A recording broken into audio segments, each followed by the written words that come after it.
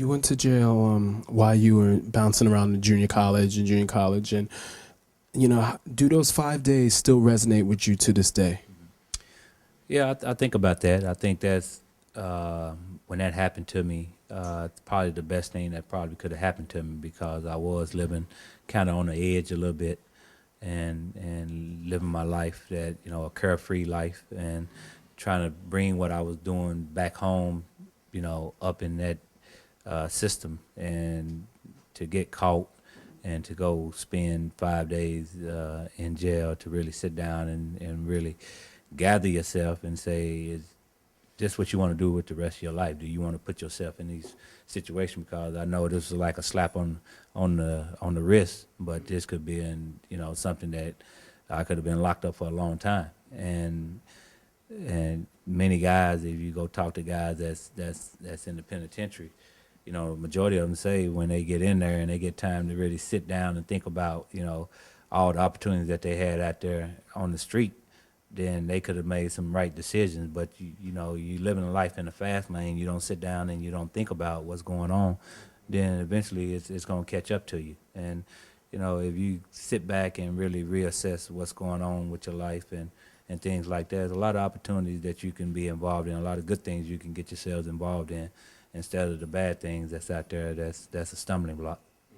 And one of the good things that happened, Poe Bill's world famous basketball classic, playing with Moses Malone, who's a now Hall of Famer, Karl Malone, future Hall of Famer, and OU stars Anthony Bowie and Wayman Tisdale, who's a great bass player as well. So, so talk about, how that really elevated your confidence. Well, as players, you go look for competition and you try to measure yourself against the best competition. I've been a very competitive player ever since I was young because of older brothers and the block that I grew up on. So we was all about sports and competing against one another. And so we always used to go travel and try to find competition to kind of measure ourselves against. And playing in semi-pro leagues like that, when you get to play against professional basketball players. And I grew up with Anthony Bowie and Wayman Tisdale. So, but when I got an opportunity to play against other guys that play in the professional thing and did very well, your confidence level just can't help but go up, knowing that you can play alongside these guys. And so, that was a great tournament to look forward to every summer, knowing that you're going to playing against some of the best players in the world. How is Wayman doing, by the way, with his health? He's doing fine. Wayman is the most upbeat person I ever seen in my life. Obviously he lost half his leg to cancer, and but you wouldn't know it. If you talk to him, you wouldn't even know it. So he's always been that way. I always got a smile on his face. Always very positive. His father was a preacher, so I know that truly helps him too, and being in the Word and what have you. And so, he's doing very well. He's doing very well. I think he's back. He may even be back out, on tour. That's how quickly this man recovers. And so, I just wish him the best, and I know he's going to be all right. I wanted to ask you about Ken Trickey, Coach Ken Trickey. There was something that he said, listing you 6'5", and talk about that, how that really helped your career down the line, even when you hit the pros. Yeah, it was a situation where I was running late for my junior college game in Oklahoma, and he was the coach there. And I came in, sat down, was rushing to get ready, and I was thumbing through the game notes and see that they had listed me at 6'5". And, I'm really 6'2". And I asked him, I said, Coach, there's something wrong here. They got me listed at 6'5", and I'm 6'2". He said, shut up, you're going to thank me later. And so he was right, because, ever since then, everybody lists me at 6'5". Yeah, so that helps. Plus, I could jump a little bit, so that helps a lot too. Right, yeah, right. That makes up for that. yeah, that makes up for the 3 inches. Yeah, yeah, yeah. Now, I gotta say, I'm a big college basketball fan, and that Big Eight, the year you played for Oak State, that Big Eight in '87, '88, right? I mean, Stacey King in Oklahoma, Danny Manning in Kansas, Mitch Richmond in Kansas State.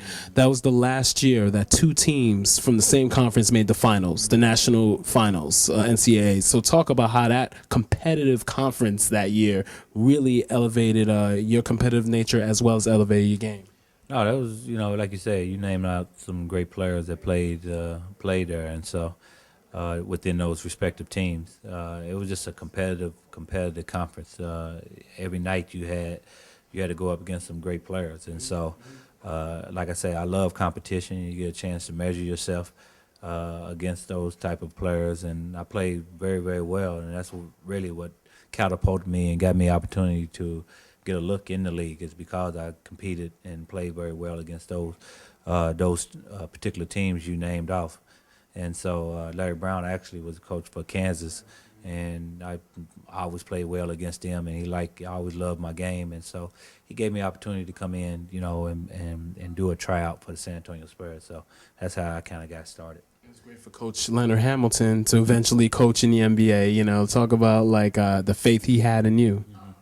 Well, Coach Ham, he was a very special person in my life, because he gave me the opportunity that most coaches wouldn't give a player of my caliber, from the standpoint is that because I screwed up my first couple of years in junior college. I only had 1 year of eligibility left in Division I, and most coaches don't want to take chances on junior college players coming out knowing that they only got 1 year, so they don't know how this player going to be in 1 year. But he liked what he saw. He said that he saw a lot. He's been around a lot of players. He then saw a lot of players go to pros, underneath his wing, and he said that I had that same ability. And he was maybe one or two Division I schools who really was truly interested in me.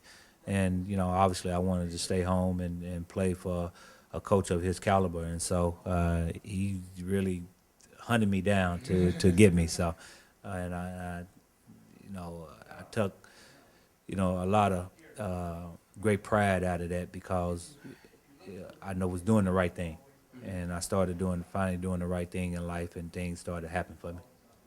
You had an ultra talented teammate in Richard Dumas, who played for the Suns later. I mean, such a talent. What is he up to now? Because he was someone that didn't realize that potential. Oh, no, Barkley told he can tell you to this day he's probably the best small forward that he ever played with. He'll tell you that in a heartbeat. Richard Dumas is a very talented, skillful individual, can do it all. You know what I mean? Long arms, rebound, shoot, play defense, block shots. He can do it all. Like a Sean Marion. The kid was very talented. Unfortunately, he had a substance problem, and that took him out. And so, but I'm not sure what he's doing right now. I believe he's back in Tulsa, where I'm from. We kind of grew up together, and so. From the last reports that he's doing pretty good. Yeah.